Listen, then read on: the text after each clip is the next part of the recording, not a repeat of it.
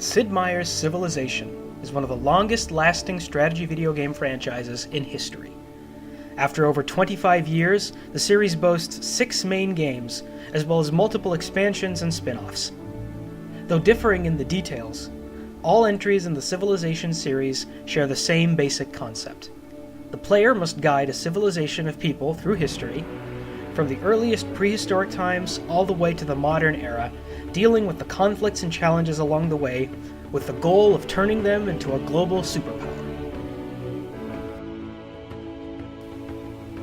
Based on its mechanics, the series has been characterized with the 4X descriptor, referring to the 4 major areas of gameplay involved: exploration, expansion, exploitation, and extermination. At the start of the game, the player has only a single settlement surrounded by unmapped land. Awareness of your surroundings is essential throughout the game, as the properties of the map will lead to important decisions further down the line. Using scouts and other units, players work to reveal the unexplored areas around them so as to get to know what and who surrounds them, all the while dealing with the dangers posed to them by an untamed land.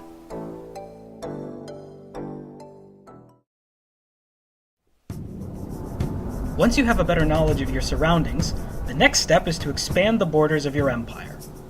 Using special settler units, the players will found new cities to claim additional territory and all its wealth and resources for themselves.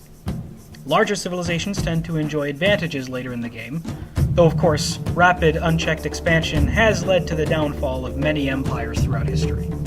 Expansion of scientific advancement is also key to success. Throughout the game, players will unlock elements on a technological advancement tree.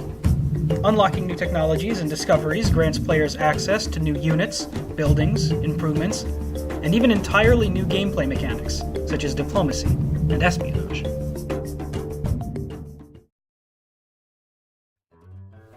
Owning land and resources, of course, is not enough to achieve success. Worker units are required to mine and process raw materials, as well as improve and farm the land, and connect cities with road networks. The cities themselves will also need improving. By turning a city's productive power towards constructing specialized buildings, players can provide their cities with various boons and effects. These can improve a city's growth, health, or security, as well as provide boosts to its cultural impact. Since other civilizations will also be competing on the same map, occasionally conflicts can arise between them. These can spark from a need to obtain strategic resources, claims over territory, religious differences, or any other casus belli the player may choose to invoke.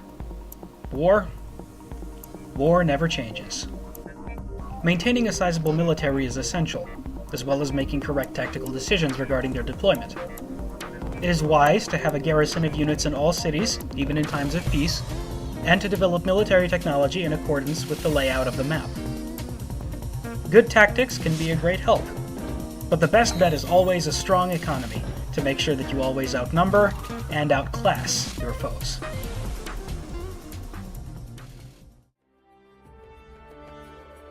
So, how does one win at history? The game officially ends when the year 2050 is reached, at which point the civilization with the highest accumulated score is declared the winner.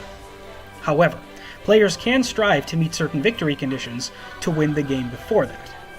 Diplomatic victory can be achieved by winning a world leader election. Becoming the dominant culture on the planet leads to cultural victory. Conquest and domination victories can be earned by achieving military dominance over all other civilizations. And the first civilization to launch a colonizing mission into deep space wins a scientific victory. Ultimately, however, it is up to the player to decide how they intend to guide their nation, and how they want history to remember them, to see if they can build a civilization that can stand the test of time.